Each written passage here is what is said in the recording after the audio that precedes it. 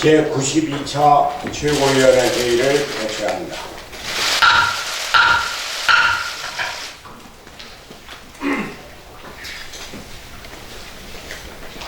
오늘 지난 91차 최고위원회에서 최고위원으로 지명한 문병호 최고위원께서 회의에 참석하셨습니다. 주승용 최고위원께서는 오늘 지역구인 여수에서 조명래 환경부 장관과 미세먼지 원인 물질 농도 조작 사건 대책회의가 있고 또 지역 내 가장 큰 축제인 거북선 축제가 있어서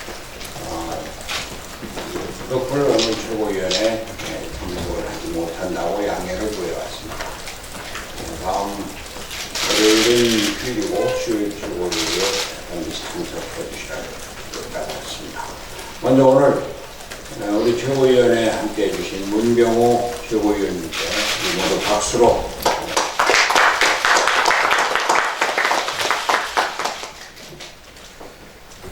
어제 당의 일부 전현직 원외위원장과 정무직 당직자들이 모여서 지도부 사퇴와 안철수 유승민 공동체제를 출범시킬 것을 요구했습니다. 누구든지 당에 대한 충정으로 대표와 지도부를 비판할 수는 있습니다. 그러나 근거 없는 소문과 허위 사실을 마치 사실인 것처럼 유포해서는 안 됩니다. 더 나아가서 어제 발표한 결의는 당의 당헌과 당규를 정면으로 위반할 뿐만 아니라 당내 민주적 절차를 무시하고 개파 패권주의를 부활시키겠다는 말밖에 되지 않습니다. 당헌 제6조는 전 당원이 지도부를 선출할 권리를 가지며 제23조는 선거를 통해 지도부를 선출함을 명기하고 있습니다. 그런데 이 모든 민주적 절차를 무시하고 안철수 유승민 공동체제를 출범시키라는 주장은 당장 구체적인 대책도 없이 당을 흔들고 당권을 장악하겠다는 개파 패권주의에 지나지 않는 것입니다. 바른미래당은 그 누구의 당도 아닙니다. 국민이 만들어 주신 정당으로 좌우를 뛰어넘고 보수 진보를 아우르는 중도 개혁의 정당입니다. 대한민국 정치를 새롭게 열어가고자 하는 제3의 길을 추구하고 있는 국민정당입니다. 국민은 제발 정치를 바꿔달라고, 새 정치를 실현해달라고 다단계의 소중한 기회를 만들어 주셨는데 이를 개파 패권주의로 거대 양당 체제로 돌리려는 구태 정치로 해주시켜야 되겠습니다.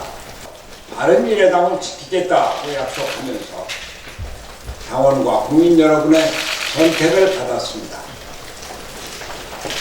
제게는 바른미래당과 제3의 길을 수호하여 한국 정치의 구조를 개혁하고 새로운 정치를 실현해 나갈 의무가 있습니다.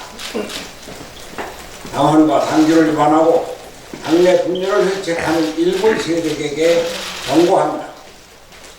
이러한 해당 행위를 계속하는 당원은 앞으로 당헌 당규상 징계 절차에 따라 조치하겠습니다. 지금이라도 바른미래당과 한국 정치의 미래를 위한 발전적인 논의를 진행합시다. 최고위원들은 당무에 복귀하시고 당을 정상화하는 데 앞장서주기 바랍니다. 당원과 당직자 여러분께서도 애당심으로 당을 정상화하는 데 힘써 주시기 바랍니다. 한 가지만 더 말씀드리겠습니다. 어제 문재인 대통령은 사회 각계 원로들을 모셔서 말씀을 들었습니다. 원로들은 정치, 경제, 사회, 에너지 문제 등 여러 방면에서 대통령께 충고와 후원을 아끼지 않았습니다. 그러나 대체적인 결론은 대통령은 원로들의 고언을 경청만 했지 정책을 바꿀 뜻은 없는 것으로 전해지고 있습니다. 경제 실패의 가장 중요한 원인인 소득주도 성장과 최저임금 정책, 노동시간 단축 등도 그렇고 탈원전 정책의 폐기도 노동조합과 적폐청산에 관한 입장에서도 기존의 정책과 입장을 견지하겠다는 것입니다.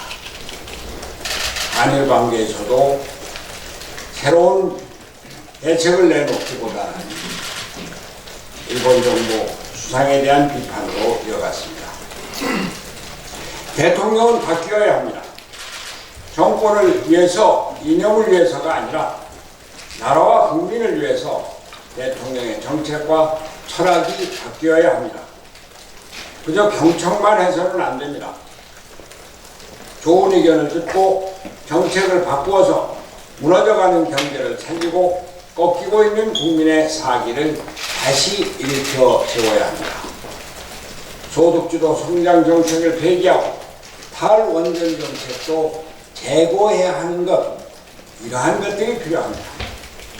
적폐청산의 구호 속에서 정치적 불신과 사회적 갈등을 부추기는 일은 이제 끝내야 합니다. 민간 기업의 투자 의욕을 높여야 할 것은 물론이고 정부의 공기업도 활력을 다시 찾게 해야 합니다. 공기업의 실패에 대해서 한 말씀 드립니다. 공기업의 부실 경영이 심해지고 있는 바, 이 또한 정부 정책의 오류와 실패 때문입니다. 소득주도 성장과 탈원전 정책 등 정부의 이념적 경제 정책으로 인해서 공기업의 경영 건전성이 심각하게 악화된 것으로 밝혀졌습니다.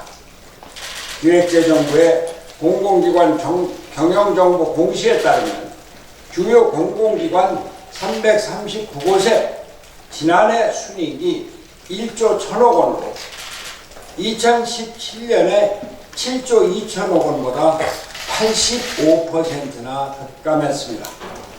2년 전인 2016년의 순이익 15조 4천억 원과 비교하면 93%, 약 14조 원이 감소한 것입니다. 특히 문재인 정부의 탈원전 정책에 직접적인 영향을 받는 에너지 공기업의 실적 악화가 우려스러운 수준입니다. 2017년 7조 1천억 원의 순이익을 기록했던 한전은 작년 1조 1천억의 적자를 기록했고 2017년 8,600억 원의 흑자를 기록했던 한수원도 마찬가지로 2018년에 1,020억 원의 적자로 전환했습니다. 에너지 공기업 11곳 중 8곳이 지난해 적자를 기록한 실정입니다. 실적이 악화되고 있음에도 불구하고 공기업들은 문재인 정부의 일자리 정책을 따르느라고 오히려 채용을 늘리고 있습니다. 작년 말 공공기관 임직원 수는 38만 3천 명으로 전년도에 비해서 10.5% 3만 6천여 명이 증가했고 올 1분기에만 2만 1,000명이 증가해서 결국 40만 명을 돌파하는 것입니다. 실적은 주는데 임직원은 늘리니 공공기관의 부채도 급증하고 있습니다. 공공기관 336곳의 지난해 부채 규모가 503조 8천억 원으로 전년 대비 7조 7천억 원이 증가했습니다. 기재부도 이미 지난해 10월 2018년 국가재정정책 보고서에서 공기업 부채가 국내 총생산 GDP에 비해서 높은 수준이며 적극적인 관리가 필요하다는 의견을 내놓을 정도입니다. 제가 누차 말씀드렸습니다만 계획경제에 의해서 정부가 경제성장을 주도하는 시기는 벌써 지나갔습니다. 경제는 시장이 움직이고 일자리는 기업이 만들게 해야 합니다. 정부 주도의 경제 철학 이제 버리십시오. 소득주도 성장과 탈원전 정책 이제 폐기하십시오.